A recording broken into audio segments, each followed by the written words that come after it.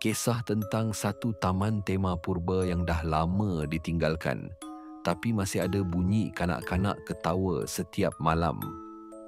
Nama tempat itu, Mimalan. Dulu ia adalah kebanggaan Malaysia. Taman tema pertama yang dibuka pada tahun 1975 terletak di Gombak, Selangor. Tapi kini ia sunyi, penuh semak samun dan diselubungi cerita yang menakutkan.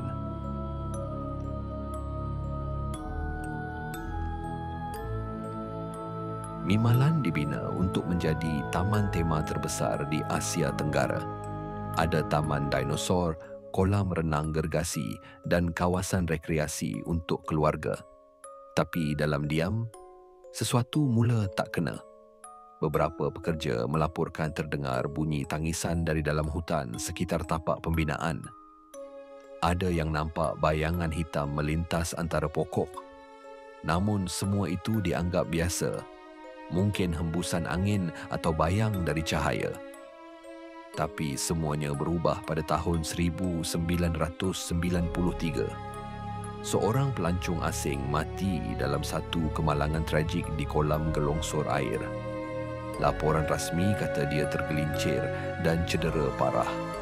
Tapi cerita dari pekerja lain jauh lebih gelap. Menurut seorang staf, sebelum kemalangan itu berlaku, lelaki tersebut kelihatan bercakap seorang diri di tepi gelongsor, seolah-olah dia sedang ditegur oleh sesuatu. Dan bila mayatnya dijumpai, tubuhnya bukan saja cedera, tapi kelihatan seperti dicakar oleh sesuatu yang bukan manusia.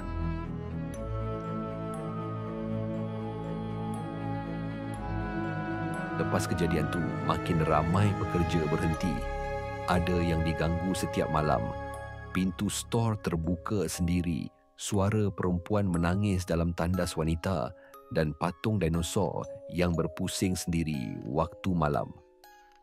Satu cerita yang selalu berlegar ialah tentang pondok pengawal yang terletak di hujung taman. Seorang pengawal bernama Pak Din pernah jaga shift malam selama bertahun. Sebelum dia berhenti, dia pernah cerita, setiap kali hujan turun waktu malam, dia nampak kanak-kanak kecil main lari-lari dekat kawasan kolam. Tapi bila dia keluar untuk halau mereka, tak ada sesiapa. Pak Din kata, yang paling aku tak boleh lupa, ada sekali budak tu pandang aku dan senyum. Tapi matanya kosong, putih semua.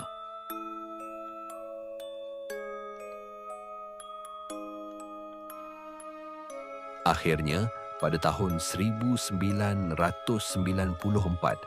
Mimalan ditutup sepenuhnya. Katanya sebab isu keselamatan, tanah runtuh dan tekanan dari kerajaan negeri. Tapi banyak yang percaya taman tu ditutup kerana sudah terlalu berpenunggu.